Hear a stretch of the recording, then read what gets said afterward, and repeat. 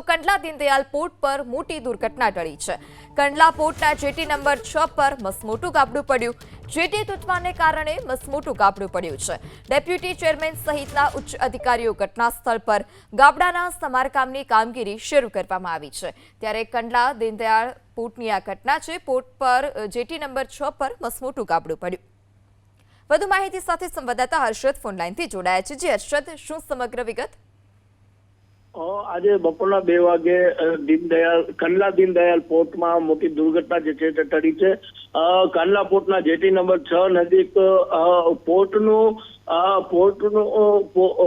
પોર્ટની jetty તૂટી પડતા એક ખાડો જે છે તે જેટી પાસે પડી ગયો છે।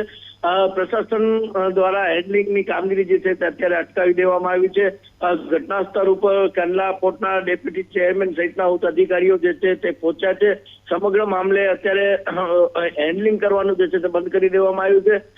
ગાબડા જે મોટું ગાબડું પડ્યું છે તેની મરમ્મત કામગીરી જે છે તે શરૂ કરી દેવામાં આવી છે।